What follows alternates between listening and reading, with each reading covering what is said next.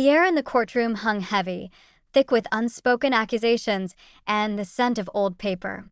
My heart hammered against my ribs, a frantic drumbeat mirroring the chaotic dance of emotions inside me.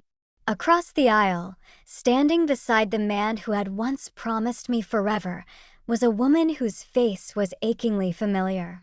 Her hand, perfectly manicured, rested on his arm, a gesture of intimacy that twisted a knife in my gut. But it wasn't just the betrayal that choked me, it was the startling resemblance in her eyes, a flicker of my own reflection staring back. A gasp caught in my throat, a silent scream that no one could hear, as the judge's gavel echoed through the room, sealing a fate far more intertwined and grotesque than anyone present could possibly imagine. I knew then, with a horrifying certainty, that the woman he had chosen over me was the daughter I had given away decades ago, a secret I had buried deep within the chambers of my heart. The world spun, threatening to swallow me whole. My life, once a tapestry woven with threads of quiet contentment and shared dreams, had been ripped apart by the man I married. I am Eleanor, a woman of 52 years, who believed she had built an unshakable life. Michael, a man I had loved and trusted implicitly, had left me for a younger woman. The betrayal itself was a searing wound, but the true horror, the one that would haunt my every waking moment, lay in the identity of his new paramour. She was not just a stranger, a younger, prettier face. She was the very child I had been forced to relinquish so many years ago, a painful secret I had carried silently. This revelation, a cruel twist of fate, would set me on a path I never envisioned, a path leading directly to a reckoning with the man who had shattered my world. I grew up in a small town, where life moved at a gentle pace and aspirations were often tethered to the familiar. My parents instilled in me a deep appreciation for honesty, hard work, and the sanctity of family. We weren't wealthy, but we were rich in love and shared purpose. I carried these values into my adult life, believing in steadfastness and commitment. My early 20s, however, brought a harsh lesson in life's unpredictability. I fell in love, or what I believed to be love, with a charming but ultimately unreliable young man. The result was an unexpected pregnancy, a situation that, in those conservative times, felt like a scarlet letter. My parents, despite their initial shock and disappointment, stood by me, but the societal pressures were immense.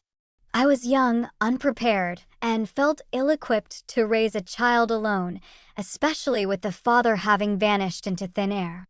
After many tearful conversations and agonizing nights, I made the heartbreaking decision to give my baby up for adoption, believing it was the only way to give her a chance at a better life. The adoption was closed, a finality that brought both a sense of relief and an enduring ache in my soul. I vowed to never speak of it, burying the memory deep, hoping time would dull the sharp edges of my grief and regret. Years later, when I was in my late 20s, I met Michael. He was everything my past love was not: stable, thoughtful, and seemingly devoted. He was an ambitious man, a rising star in the corporate world, but he always made time for me, or so I thought. We built a life together, a comfortable and outwardly perfect existence. I supported his career, managing our home and creating a sanctuary from the demands of his high-pressure job. I found immense satisfaction in nurturing our shared space, believing that my contributions, though less visible, were just as vital. Our conversations were often centered around his professional triumphs, and I was genuinely proud of his accomplishments. He frequently spoke of his desire for a family, and while my heart ached for the child I had lost, I had convinced myself that I was no longer capable of having more children due to some past medical complications. I had never told Michael about my past pregnancy. The secret was a heavy burden, but the fear of judgment, of jeopardizing the perfect life we had built, kept my lips sealed. I rationalized it as a part of my past that had no bearing on our present or future. Looking back, there were subtle cracks in our seemingly unblemished facade, whispers of a coming storm that I, in my trusting nature, chose to ignore. As Michael approached his 50s, he became increasingly distant, often lost in thought, his attention frequently diverted to his phone even when we were together. He started taking more business trips, and his explanations for his absences grew vague. He dismissed my gentle inquiries with a wave of his hand, attributing his fatigue or preoccupation to the pressures of his work. He'd often say, "You wouldn't understand the complexities of my world, darling." I, ever the supportive wife, accepted these explanations, believing they were indeed true. I attributed his growing detachment to the stresses of his demanding career, rather than a failing in our personal connection. I saw him less and less, and when he was home, he seemed to inhabit a world distinct from my own, a world I was no longer privy to. The warmth that had once defined our interactions began to cool, replaced by a polite indifference that I found increasingly unsettling. Yet, I clung to the illusion of our perfect marriage, unwilling to acknowledge the subtle unraveling that was taking place beneath the surface of our lives. The day Michael told me he was leaving was a Tuesday, a day I had always considered unremarkable. The sun was shining, birds were singing outside, and I had just finished baking a lemon poppy seed cake, one of his favorites. I remembered thinking how perfect the afternoon was, a quiet moment of domestic bliss. He arrived home earlier than usual, and I greeted him with a warm smile, the scent of lemon filling the air around us. He didn't return my smile. Instead, he walked past me into the living room, his shoulders hunched, his gaze fixed on some distant point. A cold dread began to creep into my stomach, a premonition of something terrible about to unfold. He turned to face me, his eyes devoid of their usual warmth, a strange, almost clinical detachment in their depths. "We need to talk," he said, his voice flat, emotionless. The words, so cliché, yet so utterly devastating, hung in the air like a death knell. I sank onto the sofa, my hands trembling, the warmth of the cake still clinging to my fingertips. He stood before me, a stranger in my own home. He explained, in clipped, precise sentences, that he had found someone else. Someone younger, someone who understood him better, someone who shared his ambitions and vision for the future. He spoke of our life together as if it were a burden, a comfortable rut he had finally decided to escape. He spoke of her with an effusive praise that cut me to the bone, describing her as vibrant, intelligent, and an equal partner in every sense. My mind reeled, trying to grasp the enormity of his words. It wasn't just the betrayal of our vows, but the casual dismissal of our shared history, of the years I had dedicated to building a life with him. He then added the most painful blow of all: "She's pregnant, and I want to be a father." The words echoed in the silence, each one a hammer blow to my heart. A child. He had always wanted a child, and I had believed I couldn't give him one. The irony was a cruel, bitter taste in my mouth. My vision blurred with unshed tears, but I refused to let them fall, not in front of him. I felt a profound sense of humiliation, a raw, exposed vulnerability that I desperately wanted to hide. He talked about fairness, about dividing our assets, about a quick and amicable divorce. His words were a blur, a meaningless drone against the roaring in my ears. I nodded numbly, unable to form a coherent thought, let alone a response. He then mentioned her name, Anastasia. The name itself held no significance for me then, just another detail in the crushing weight of my new reality.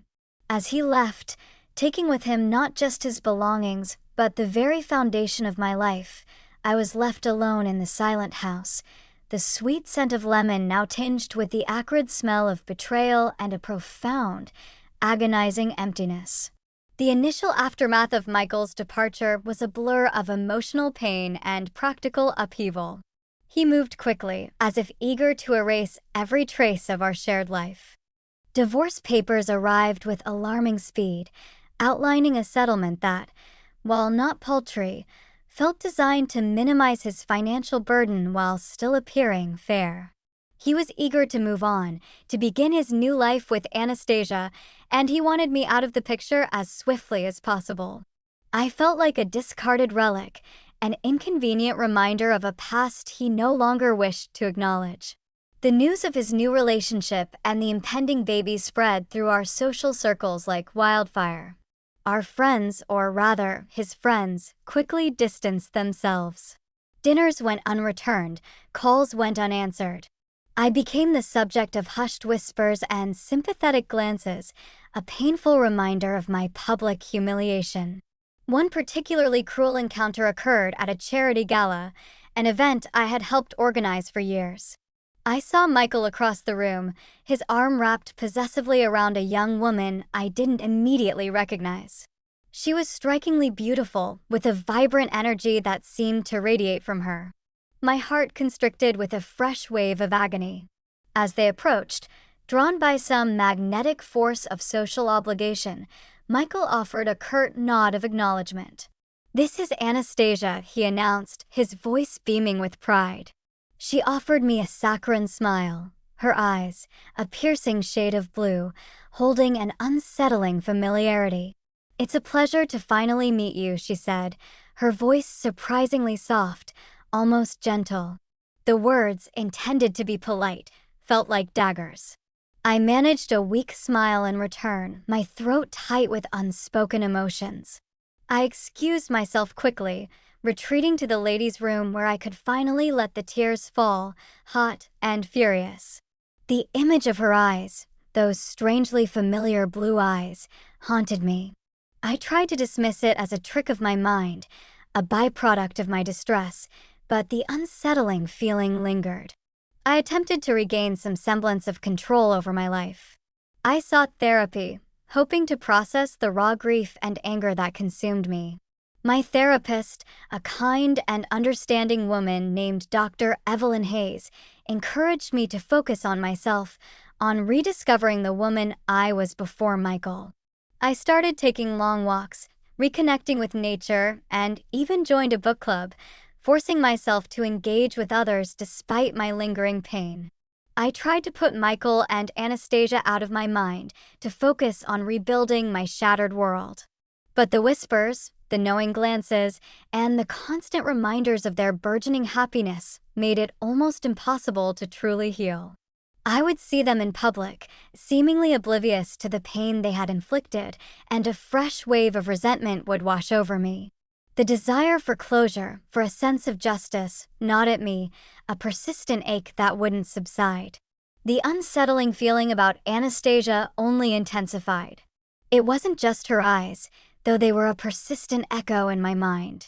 It was her mannerisms, a certain tilt of her head when she laughed, the way she tucked a stray strand of hair behind her ear, small, seemingly insignificant details that pricked at the edges of my memory. I found myself unconsciously studying her whenever our paths crossed, a macabre fascination taking hold. I dismissed it as paranoia, a cruel trick of a grieving mind, but the unease grew. One afternoon, I was at a local cafe, trying to lose myself in a novel, when I saw Michael and Anastasia enter. They chose a table near the window, and I instinctively ducked my head, hoping to remain unnoticed. But then I overheard snippets of their conversation. Anastasia was talking about her family, about being an only child, and how she had always felt a deep connection to nature. My heart nearly stopped. I had told Michael years ago about the circumstances surrounding my pregnancy, about the father who had abandoned me, and my parents' love for the outdoors. It was a detail I had shared in a moment of vulnerability, a story I had believed was safely locked away in our shared past. Now, hearing Anastasia speak of these things, a cold dread began to coil in my stomach. Could it be a coincidence? The world suddenly felt too small, too interconnected. The memory of my daughter, the one I had given up, surged to the forefront of my mind. I had avoided thinking about her for so long, the pain too immense, the regret too profound. But now it was as if a dam had broken. I remembered the day I signed the papers, the tears streaming down my face, the nurse's kind words, the overwhelming sense of loss. I remembered the adoption agency, the detailed forms, the promise of a closed adoption. I had believed that chapter of my life was firmly shut. But what if it wasn't? What if fate, in its cruelest manifestation, had decided to reopen it in the most agonizing way imaginable? The suspicion, once a fleeting thought, solidified into a terrifying possibility. I began to actively search for information, meticulously sifting through old documents, anything that could shed light on the adoption. The process was painstakingly slow, and many records were sealed. I felt a desperate need to confirm or deny this horrific possibility. The thought of Michael, the man who had betrayed me, now potentially raising my own child, was an unbearable torment. The injustice of it all fueled a fire within me, a growing resolve to uncover the truth, no matter how painful it might be. My search for answers became an obsession. I contacted a private investigator, a discreet and highly recommended woman named Sarah, explaining my unusual and deeply personal request. I provided her with a few fragmented details I had from the adoption records, the rough date, the hospital name, and any other scraps of information I could recall.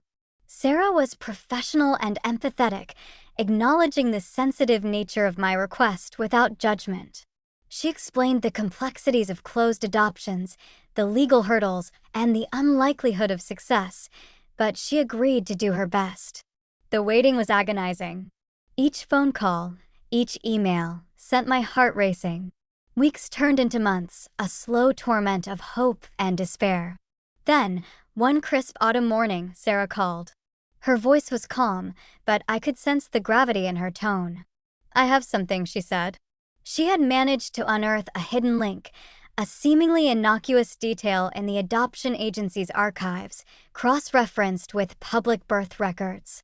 The information pointed to a family who had adopted a child around the same time, in the same general area, and astonishingly, the adoptive parents had a daughter named Anastasia. The pieces of the puzzle, once scattered and seemingly unrelated, were beginning to fall into place, forming a horrifyingly clear picture. The final confirmation came through a DNA test. It was a surreptitious process involving a discarded coffee cup from Anastasia that Sarah had managed to obtain. The results, when they arrived, were a stark, undeniable truth, printed in black and white, a direct maternal match. Anastasia was indeed my daughter, the child I had given up so many years ago. The world tilted on its axis. The revelation hit me with the force of a physical blow. Grief, anger, profound sorrow, and a terrifying sense of betrayal washed over me, a turbulent storm within my soul. Michael, the man who had so casually discarded me, was now entwined with the daughter I had mourned for decades. The layers of his deception, of his callous disregard, became agonizingly clear. He had not just cheated on me, he had unknowingly, or perhaps knowingly, become involved with the very flesh and blood I had carried. The poetic injustice of it all was a bitter pill to swallow. The shock slowly receded, replaced by a cold, unwavering resolve. The pain I had endured, the humiliation, the years of silent suffering, it all coalesced into a singular, burning desire for retribution. Michael had taken everything from me, unknowingly even my own daughter. Now it was time for him to pay. The game had changed. My heart, once shattered, began to harden, preparing for a fight I knew I had to win. The day of the court hearing for the finalization of our divorce was a day etched forever in my memory. The air in the courtroom, already thick with unspoken tension, crackled with an almost palpable energy. Michael sat across from me, his face impassive, a veneer of composure he had carefully cultivated.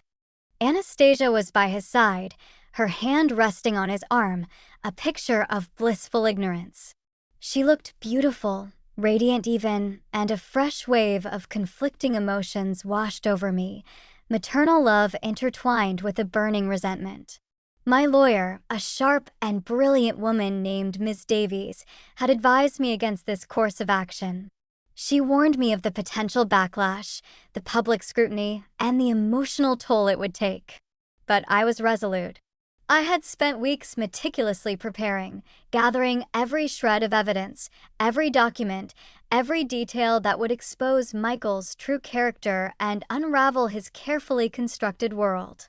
This wasn't just about money or assets anymore. It was about justice, about reclaiming my dignity, and most importantly, about revealing the truth about a man who had so effortlessly inflicted pain. When it was my turn to speak, a hush fell over the courtroom. I took a deep breath, steadying my voice, determined to remain calm and composed. I began by addressing the divorce settlement, acknowledging the terms, but then veering sharply into the realm of Michael's character and the circumstances surrounding our separation. I spoke of his escalating deceit, his emotional abandonment, and the profound disrespect he had shown our marriage. Michael shifted uneasily in his seat, a flicker of annoyance crossing his face. He clearly expected a swift, quiet conclusion to the proceedings. Then I turned to Anastasia. My voice, though still calm, held an undertone of steel. "Your Honor," I began, my gaze sweeping across the room, settling briefly on Michael and Anastasia. "There is a matter of profound importance that I must bring to the court's attention. A matter that not only pertains to the circumstances of my divorce, but also to a truth that has been hidden for far too long." A ripple of murmuring went through the gallery. Miss Davies, though concerned, remained stoic, having prepared for this moment. I then pulled out the sealed envelope containing the DNA results. "Exhibit A, Your Honor," I stated, my hand steady despite the tremor in my soul, "is irrefutable proof of a biological connection between myself and the woman Michael has chosen as his new partner." I paused, allowing the weight of my words to sink in. Michael's face went white. Anastasia's brow furrowed in confusion, her gaze darting between me and Michael. "Anastasia, the woman Michael has left me for, is my daughter," I declared, my voice ringing with a newfound strength. A collective gasp echoed through the courtroom. Michael sprang to his feet, his composure shattered, his face a mask of disbelief and horror. "This is insane. Preposterous. She's lying," he roared, but his words were drowned out by the growing commotion. The judge, a stern but fair woman, banged her gavel repeatedly, demanding order. I continued, my gaze fixed on Anastasia, who now looked utterly bewildered, her eyes wide with shock. "Years ago, as a young woman facing immense personal challenges, I made the heartbreaking decision to give up my child for adoption. It was a closed adoption, and I believed that chapter of my life was forever sealed. I then detailed the painstaking process of uncovering the truth, the clues that led me to this horrifying realization. I presented the court with the original adoption documents, redacted to protect privacy, but clearly showing the link, and the official DNA report confirming our biological relationship. The impact was immediate and devastating. Anastasia, her face pale, looked at Michael, her eyes filled with a dawning horror. Michael, exposed and cornered, stammered, attempting to deny, to deflect, but his words were hollow, lacking conviction. He tried to claim ignorance, that he had no idea, but the implications of his actions, of unknowingly taking his ex-wife's daughter as his new partner, were too monstrous to simply dismiss. The poetic justice of the situation was almost unbearable. He had sought a younger, better woman, only to find himself entangled with the child I had given up, the very embodiment of a past he had so callously dismissed. The judge, after regaining control of the courtroom, reviewed the evidence with a grave expression. The case, once a simple divorce proceeding, had transformed into something far more complex and morally fraught. Michael's legal team, clearly blindsided and unprepared for such a revelation, was in disarray. The media, present in the courtroom for what they thought was a routine high-profile divorce, erupted into a frenzy, their cameras flashing, their pens scratching furiously. Michael's reputation, meticulously built over decades, crumbled before his very eyes. The whispers of his colleagues, the knowing glances, the public humiliation, all the pain he had inflicted upon me was now magnified and reflected back onto him. The downfall was swift and absolute. He lost lucrative contracts, his company's stock plummeted, and he became a pariah in his professional and social circles. The public outcry was immense, fueled by the shocking nature of the revelation. Anastasia, devastated and betrayed, eventually left him, unable to reconcile the man she thought she knew with the monstrous truth that had been unveiled. She was a victim too, caught in the cruel web of his deceit and my long-held secret. The look on Michael's face, a mixture of utter despair and burning resentment, was the culmination of my long and agonizing journey. It wasn't the sweet satisfaction I had imagined, but a quiet, profound sense of release. The aftermath of that day in court was a whirlwind of public attention and personal turmoil. The story, with its sensational twist, dominated headlines for weeks. While the immediate chaos was overwhelming, it also brought an unexpected calm. The truth, finally unveiled, allowed me to breathe again, to step out from under the heavy shadow of Michael's betrayal and my own long-held secret. The divorce was finalized, and while I received a fair settlement, the true victory lay not in the financial gains, but in the profound sense of liberation. My relationship with Anastasia is a complex and ongoing journey. The initial shock and anger she felt towards Michael, and perhaps even towards me for the decades of silence, slowly began to give way to a cautious curiosity. We started with tentative conversations, slowly piecing together the fragmented narrative of her life and mine. There were tears, apologies, and a vast ocean of unspoken emotions. We are not yet a perfectly harmonious family, but we are learning, day by day, to build a connection, to understand each other, and to navigate the challenging landscape of our shared past. She is a remarkable young woman, resilient and intelligent, and I am learning to be a mother to her in a way I never thought possible. We are slowly, painstakingly, building a new foundation, one built on honesty and understanding. Michael's life, as I later learned, spiraled downwards. He became a social outcast, his professional reputation irrevocably tarnished. The public humiliation, compounded by the loss of Anastasia and the crushing blow to his business, left him broken and isolated. He vanished from the public eye, a ghost of his former ambitious self.